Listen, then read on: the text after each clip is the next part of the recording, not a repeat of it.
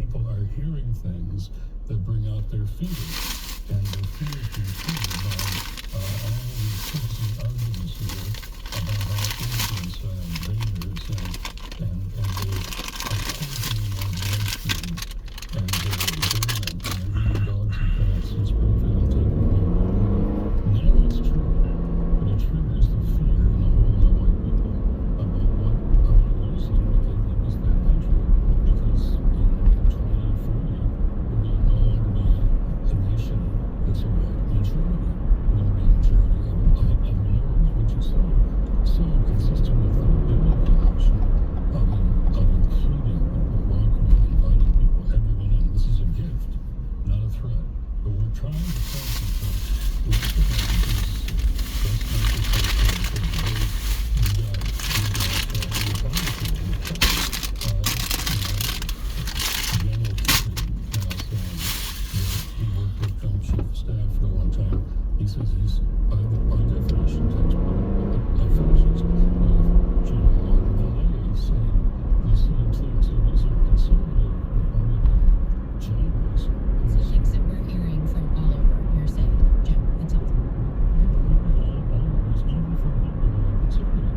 And part of the military, when Trump says use the military against my opponents, that's smart and it's to speak. So that threat is really across the board. And I'm saying, as you're right, this is a test of faith, and a whole new generation are watching to see how we respond. And the question I hear from after every event is, how do we, back to what Curtis is saying, how do we talk to our family?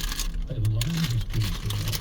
I feel a lot of time. How do we talk to our family? How do we get to people that we love and who love us and that are captive to all these lies? So there's a real conversation going on around the country. So thanks for that, Jim. We're speaking to Reverend Jim Wallace. We also have Curtis Chang with us. And let's go back to our voicemail box. I'm Michael Commute. I'm an Episcopal priest in Louisiana. Calling about Christian nationalism. My own understanding is that it seems to be a distortion of the gospel. Christ says many things about his kingdom not being of this world, and yet there are many under the guise of Christianity who seek to dominate and rule this world and this nation. And my question is always like, where's the compassion, the mercy, the forgiveness, the acceptance of strangers, like the Syrophoenicians and the Samaritans were in Jesus' time? Where is the loving embrace of those who are different outside of our circle? Christian nationalism seems to me to be more about domination and less about compassion and service. Thanks for that message, Michael. We also just got this email from Christy in North Carolina, who says, I am a Christian and a pastor's wife. I think Christian nationalism has had a horrible impact on the church. It is not Christ-like to blindly follow a political candidate like he is God. Christians are to show love, not hate. We're talking to Curtis Chang. He's host of the Good Faith podcast and co-founder of the After Party Project, and Reverend Jim Wallace, director of Georgetown University's Center on Faith and Justice and author of The False White Gospel. I'm Nyla Budu. You're listening to Morning. Curtis, I do want to get back to the point that Jim was just talking about. We're getting questions from our audience. We just got this question from Doug in Indiana saying, with the great divide we have, how do we reach across that and attempt to find common ground? How do we have these conversations? Curtis, why don't you start? Well, I think the main reason why we need to have that is because we actually are a divided nation, even across our culture. Take an example of the producer and director of the After Party course. He is somebody who has family members who are flirting with or have gone all over into MAGA beliefs. And so we need to equip these relationships to have these kinds of conversations that can bring our grandparent, our uncle, our cousin back from the brink. And that's really going to happen one relationship at a time, conversations, relationships, again, belonging before belief. And so that's what the After Party Project is trying to do, is trying to set up a framework, set up a context for these kinds of conversations to have that actually I think is our best hope. And we can't let Christians just sort of do it on their own. I mean, some will be able to do so, but these are really difficult conversations that need to be structured, that need to be given places of safety, and so that's what we're trying to for small groups. And we also have a book version if people aren't in a small group and want some help on how to do that with their relatives, with their friends, with their fellow church members. Curtis, do you feel like there is space in churches to have this conversation, or do we feel like there is in some spaces a fear of speaking out? I think there absolutely is, but the reason why we've sort of strategized to direct the conversation in a small group setting is because I think it happens best not from necessarily from a pastor preaching a sermon. I think that can be helpful, but many pastors I speak to are very nervous, don't feel equipped to do that, and for good reason. When you have been talking about it from the pulpit on Sunday morning, and you suddenly talk about it, it can be really easily misunderstood. I think at least one other strategy to really consider is, again, to sponsor these conversations where there are face-to-face, interactive conversations, again, with people who you've been pastors for and you've received their pastorals from. And I think that's a much more healthier, embodied sort of form of interaction. And we probably have over 20,000 individuals who have gone through or are going through the after-party course. And the feedback we're getting is that it's transformative for a lot of the relationships, both in the small group itself, but also giving them tools and concepts and just frameworks to have the conversations with their relatives or their friends outside the small group as well. Jim, we just got an email from Grace, who's an Episcopal priest, and says that Grace has been preaching against Christian nationalism in Episcopal churches. To that point, though, the big question, maybe if your pastor isn't preaching against this, how do you have that conversation? Well, this is a conversation about our relationship to Jesus and not just to politics. So the common thing that we hear back is, I don't want to talk about politics.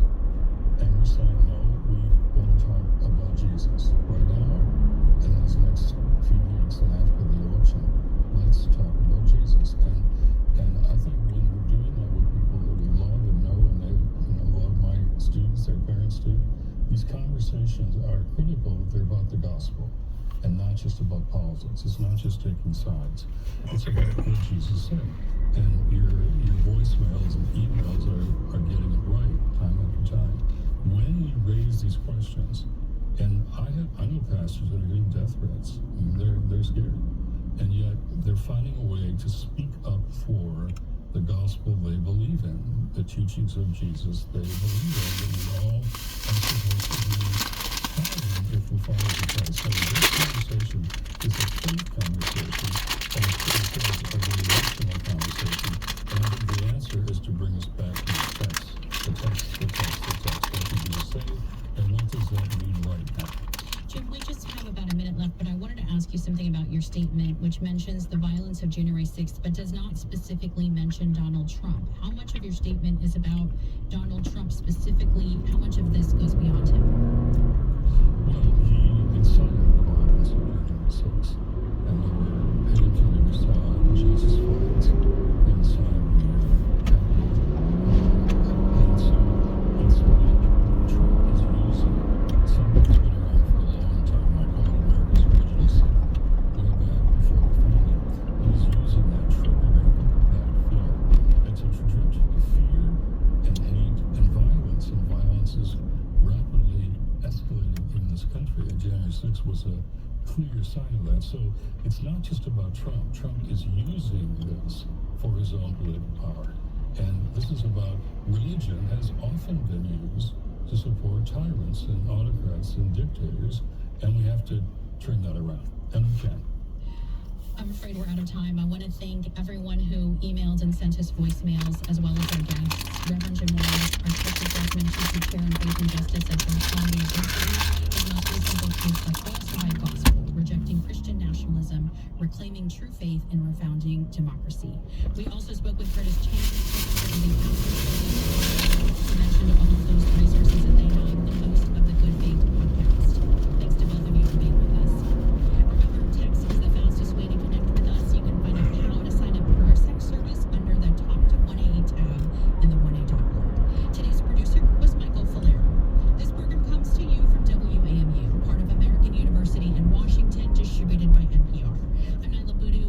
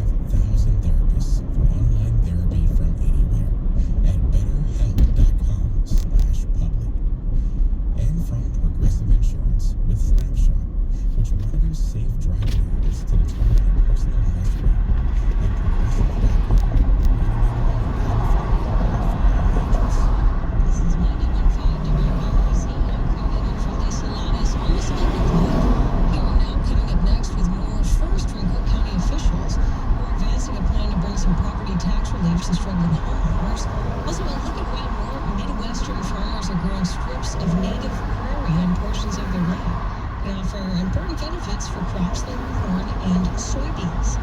That's story in about 20 minutes. Stay with us. Every once in a while, we like to remind you that your organization needs volunteers or is holding a free public event. You can get the word out on WBEZ. We air public service announcements each day.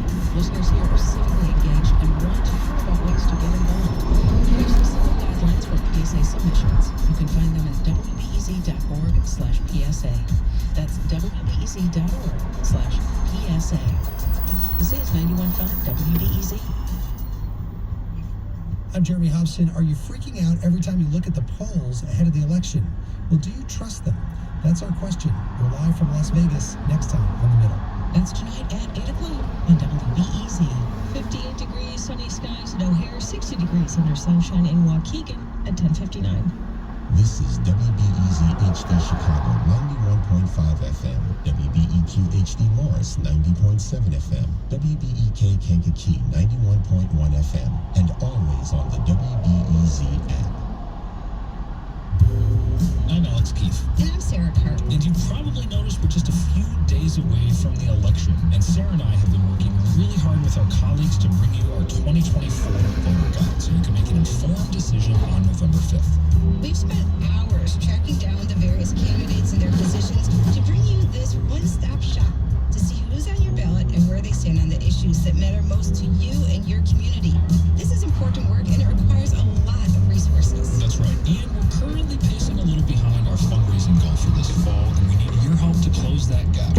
We're looking to raise $190,000 to get back on track, and good news, we know we can do it with your help. So please make your gift today to support factual information for everyone.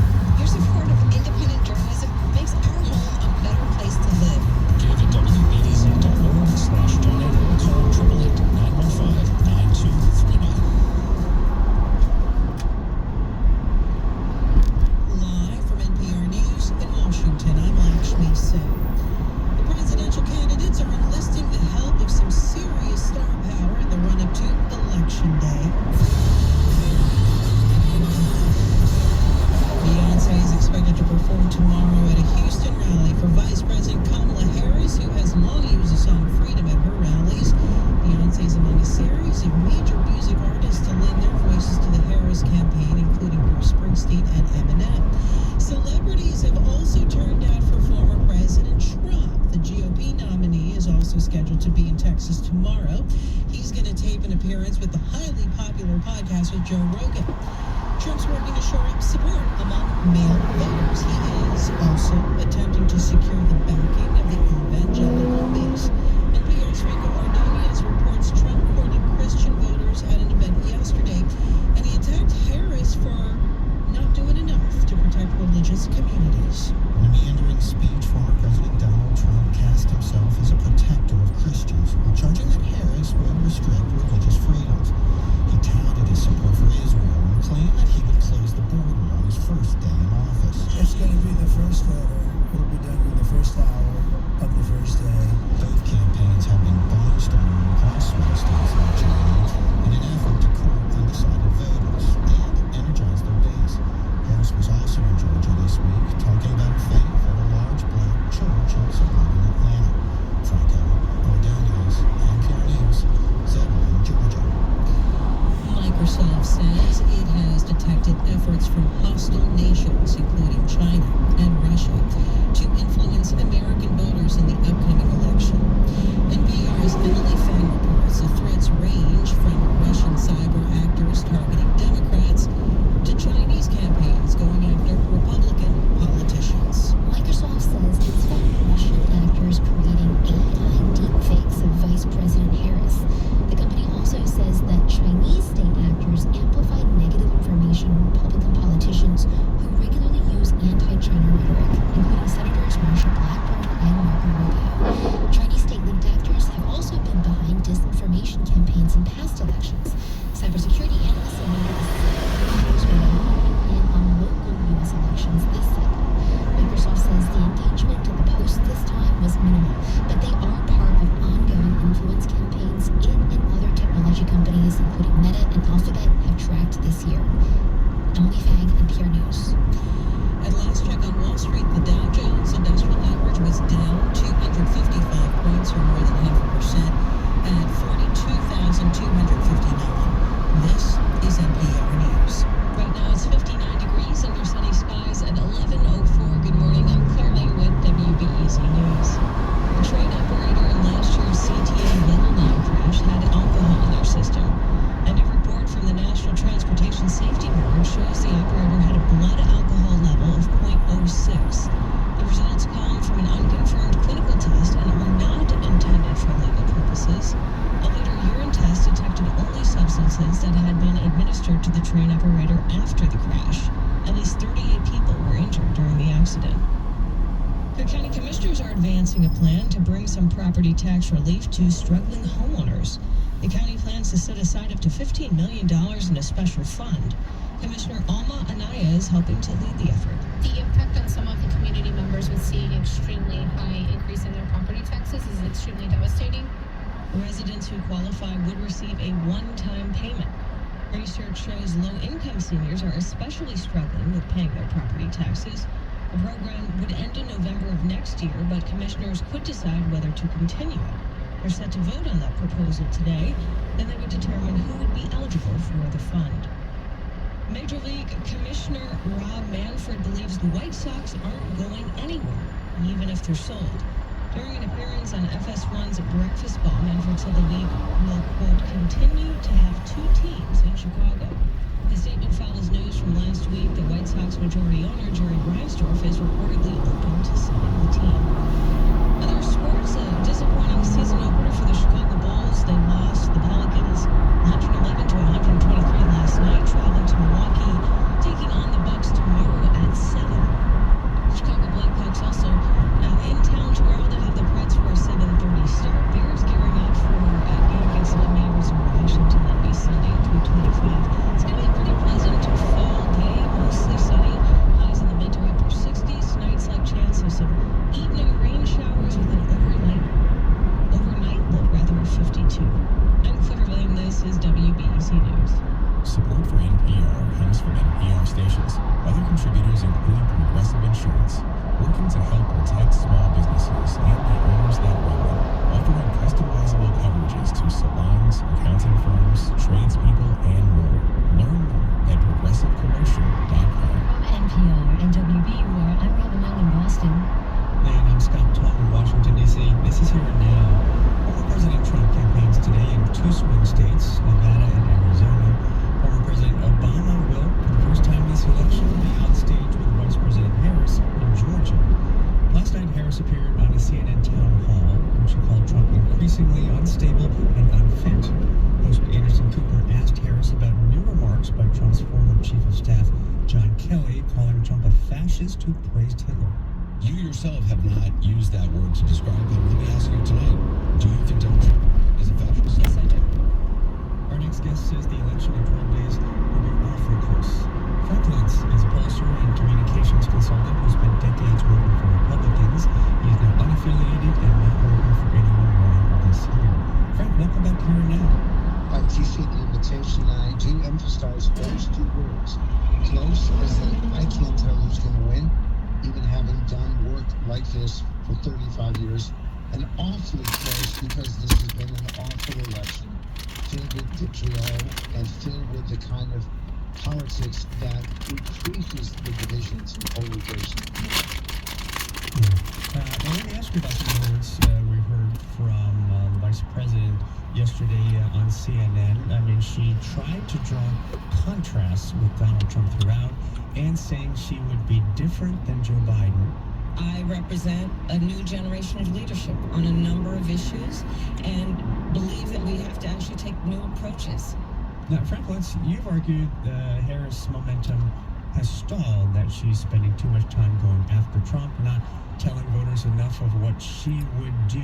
How did she do on that last night, in your view? I didn't think she closed the deal. Now, her presentation was better than I've seen her in this campaign. It was as good as the convention. And that presentation brought voters to her. They were impressed with her energy and her passion and her excitement. But what they insist on, these final persuaders, is to know exactly what she's going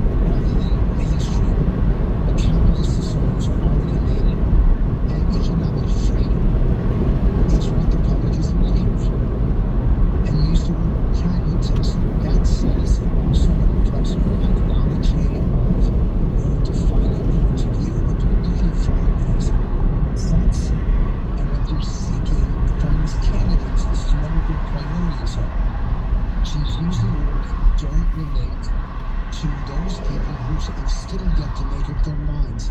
These are persuadables. People who have a preference, but it's not definite. And Donald Trump, whatever you say about Harris, Trump is worse. The language that Trump is using right now is offensive to half of Americans.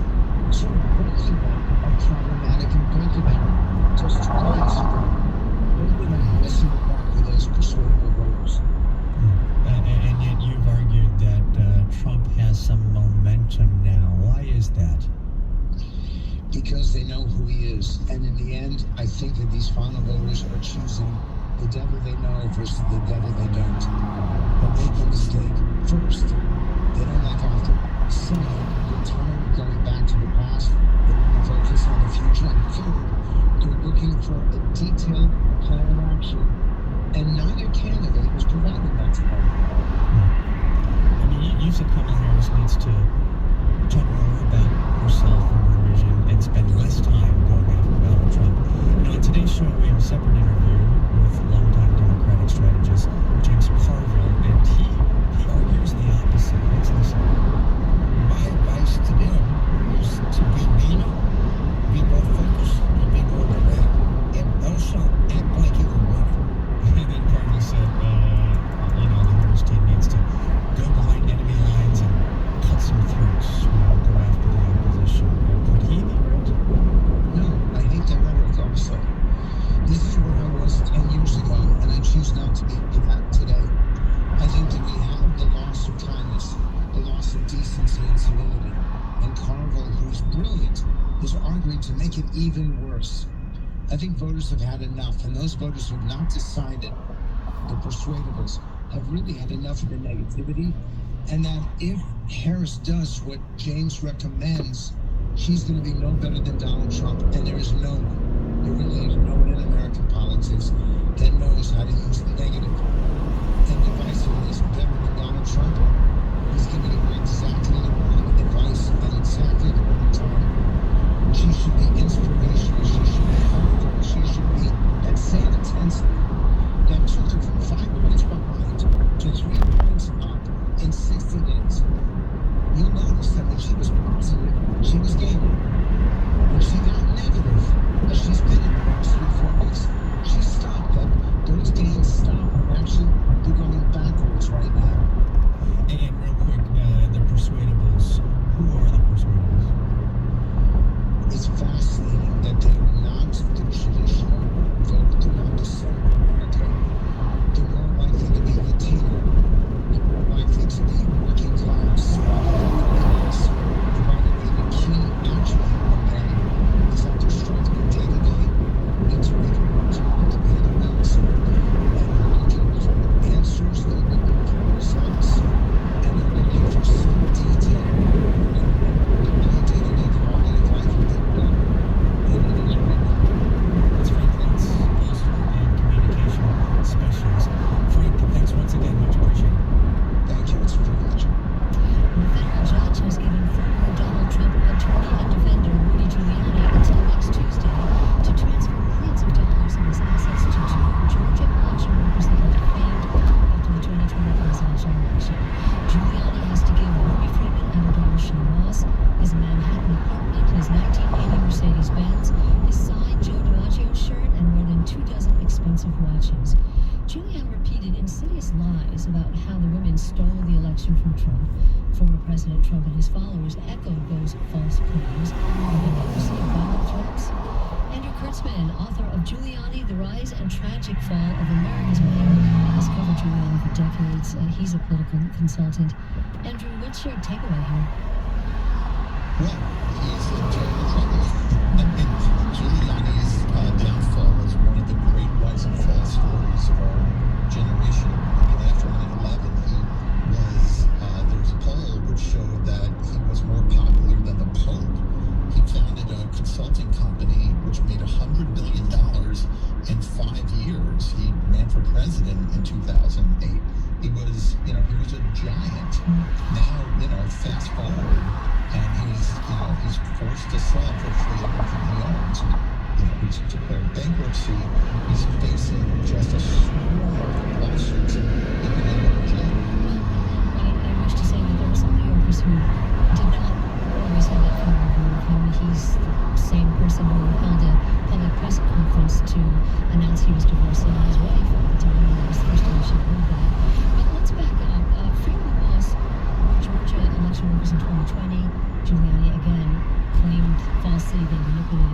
claims they did not. Moss testified to Congress in 2022. She was asked if Facebook messages to her contained threats. A lot of threats, wishing death upon me,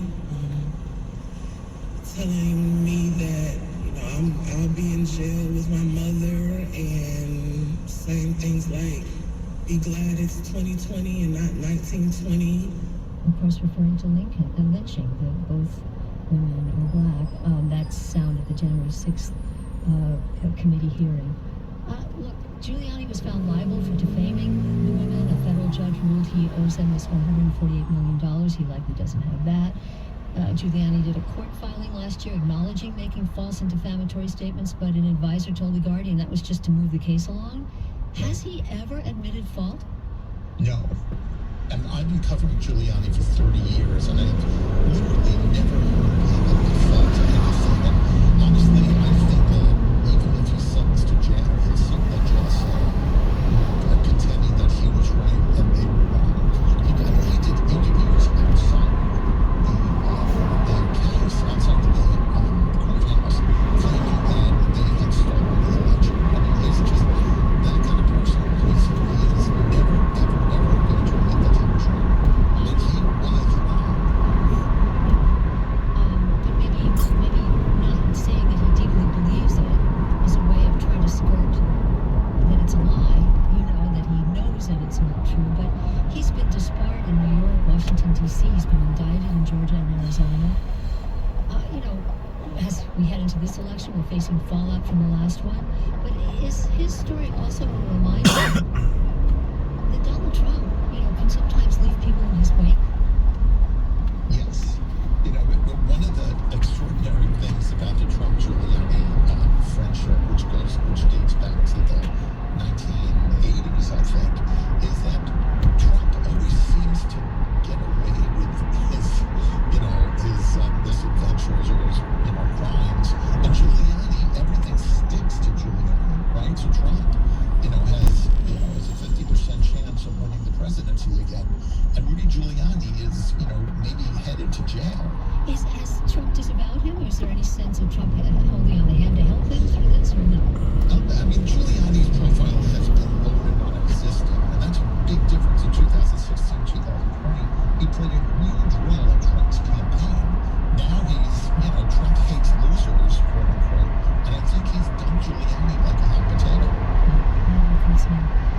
Previously probably Giuliani was reported. Andrew, thank you so much. Sure. And listening to you. You're listening to Here Now, 91.5 WBEZ. I'm Caroline here for Lisa Lamas. Happy to have you along this Thursday in Chicago. Going to see another pretty beautiful day.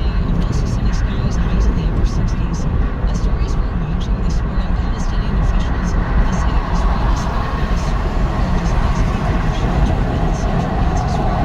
This will at least 17 people. Ministry of Propaganda, Israeli Secretary of State Antony Blinken said Israel had accomplished its objective of effectively dismantling Hamas, and that ceasefire negotiations would resume in the coming days. More to come on that.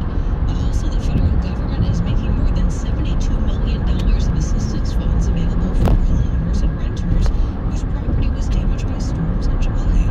And more news next, right here on 91.5 WBEZ. Stay with us. WBEZ is supported by Shattered Globe Theater, presenting Becky, Nurse of Salem with Sarah Brewer, a dark, witchy comic book about a woman's family's past and the lock her up era. Open now at Theater Wit, sgtheater.org. And right now the sun is with us pretty much everywhere, mostly sunny at O'Hare, 58 degrees. In Waukegan, the sun is out, we've got 60 degrees. In Joliet, sunny skies and 57 degrees at 11:19. WBEZ is supported by the Bulletin of the Atomic Scientists, presenting columnist David Ignatius for the annual Conversations Before Midnight dinner. Learn more at thebulletin.org/CBN. This is WBEZ. Funding for Here and Now comes from the listeners of WBUR Boston and Lewis Sales, working to fulfill the investment needs of institutional and retail clients worldwide by integrating proprietary research and risk analysis to develop a customized approach for each investor. LewisSales.com. It's Here and Now. The Great Plains and the Midwest for years boasted vast prairie landscapes. And then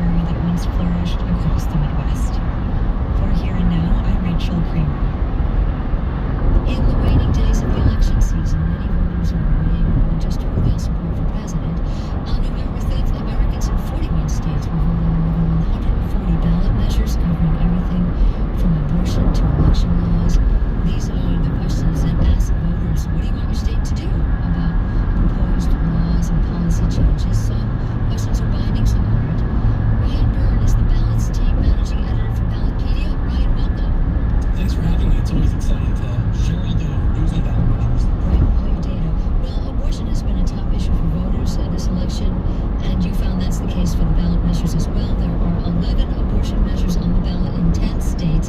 10 of those measures would give the right to an abortion in slightly different ways. But you say Florida's Amendment 4 is going to be the most closely watched. Why? Yeah, there's a few reasons why all eyes are on Florida. It's the largest state of the states voting on the abortion ballot measures. It's trended more Republican in recent years, at least in presidential elections. And Florida has something that the other states don't have, which is a 60% vote requirement for constitutional amendments, which is a higher threshold than the others, which require largely a simple majority. And so the question does what? Because right now Florida has a 6-week ban. This is before most women know they're even pregnant. What is this question asking? Right, so Florida Amendment 4 would add new language to the Florida Constitution, which says, in quotes, no law shall prohibit, penalize, delay, or restrict abortion before viability or when necessary to protect the patient's health, as determined by the patient's health care provider. What is the sense there? Right, so polling has been close, and when I say close, it's because of that 60% supermajority requirement. We're seeing a lot of polls in the high 50s, a few that cross the 60% threshold, so it very much looks like it's up in the air right now as to whether it will hit 60% or not. Okay, and that's again, it's going to extend what Florida allows from 60 to in the 20s, viability. So you're watching that. Nebraska actually has competing measures on the ballot. This is the first ever in the state's history. In fact, it's the first time ever anywhere voters have been asked to vote on two different sides of a question. What is Nebraska asking? So in Nebraska, they are looking at abortion from two different angles. Like Florida, one of the ballot initiatives would, in a sense, create a state constitutional right to abortion, and the other one would limit abortion at a particular point. They're in conflict with each other. Okay, so do you have a guess by chance? Yeah, I do have a guess. I'm gonna guess 19. The correct answer is 26. Wow, I was way off. 26 team games. And they were all in the 20s. Most of them are super old. Yeah. Okay, question. Has there ever been a team up 4-0 in any game in NFL history? So we have the scoregami where you have different scores that never happened before and everybody gets really excited about that. Has there ever been an NFL team that ever started a game up 4-0? I'm guessing the answer is no, but I'm going to have to dig deeper to find out for sure. I'll go through the box scores of all 26 games. What was the final score last time? I want to say, I don't remember exactly, but I want to say they lost couldn't have been 18, 16. You don't know the score of your son's game? I don't remember. I don't remember many details. I was watching the Heat game. 116 to 97. He had 2 catches. I have those on tape. I was filming. 2 catches, 2 penalties. 3. Oh my goodness. Yeah, but you know what? As a parent, aren't you happy when there's aggression penalties? Serious. I don't know. Better on the field than at home. That's what I'm saying, but I don't mean aggressive. I don't mean aggressive like hurting someone. Oh, okay. Like you mean sprinting downfield and a block in the back? Yeah. As an 11-year-old, I'm calling a block in the back and flag. A block in the back can be a really debilitating penalty. It can be a huge. I think a block downfield, whatever. But you're saying it's better than him getting called for steering or something? No, better than him not realizing the ball was snapped and standing there as some kids did last night. We don't want false start penalty. No, or non-movement, pre-snap. But you don't want it worse. That's how they got the tape. Wait a minute, hold on, listen to this. The first play of the game, the other team was on offense, there was a pre-snap penalty, false start. First play of the game. Those are coaching. The other one intentional grounding. You can't have men in the end zone. Aaron Rodgers was blaming everything. Aaron Rodgers went on McAfee late last night to discuss this. It was fascinating. That team needs more joy. Kevin's son ran the wrong route. Does your son know the red line? They actually have a guy coming in this week to give him a pep talk, as a matter of fact. This is Gritty coming to you live from Seaport, brought to you by Chase. Speaking of that, Devontae Adams at the Jets press conference yesterday was asked about the fact that he, addressed the team and the energy in the urgency in the postgame, because, he's a long-time Jet. He knows what it's like to be there, so they're relying on him to deliver the big speech. It's not really my personality to see something that's not right and to just let it go on. There's a lack of energy and urgency out there.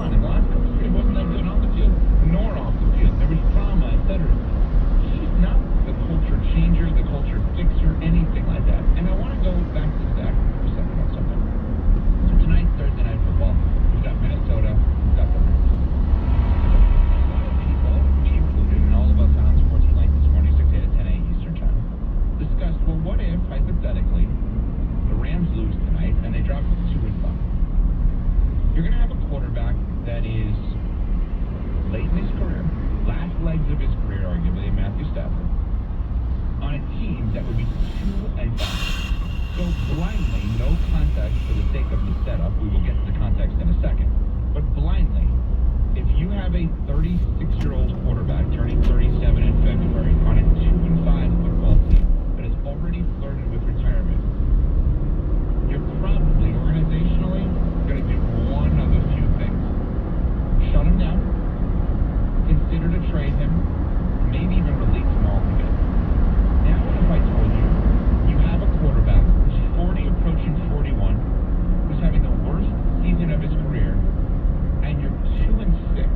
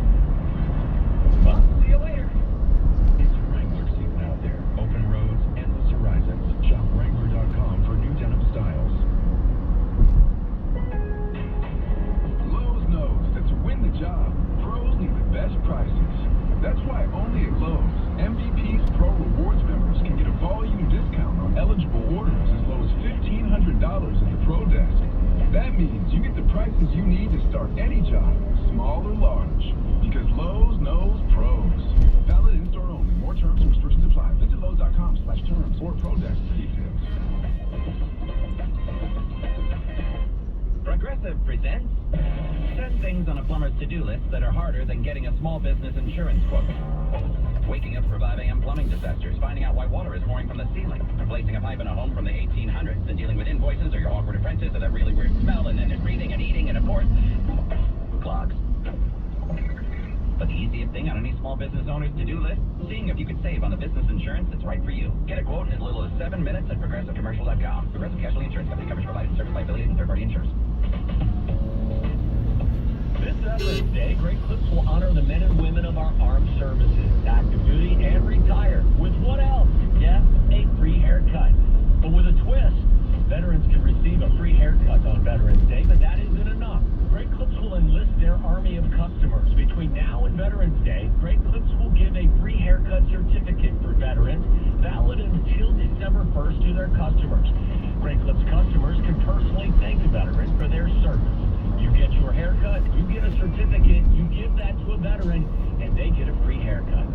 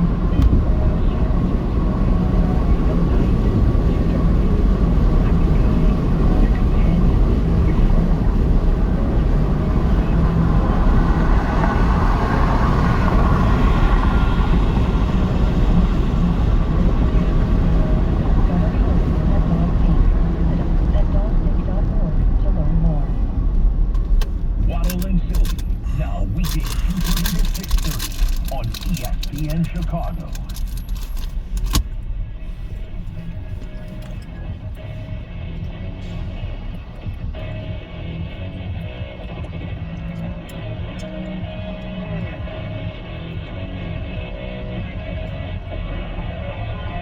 Wow, okay, and how are your trivia skills? This is Sneaky Himbo Trivia. Regular sneaky or extra sneaky? I'm Hembo. He's Esco. And this is Greeny on ESPN Radio. Cooper Kupp had 478 receiving yards in the 2021 playoffs, second most in a single postseason in NFL history. Who had the most? All right, we're going to answer this question. It is individual trivia, but every single person, when they answer, also has to answer another question. With the Vikings at the Rams tonight, Vikings favored by 3. Is tonight Cooper Kupp's last game with the Rams? You're going to answer the question, and then you're going to also answer whether or not tonight is Cooper Kupp's last game with the Rams.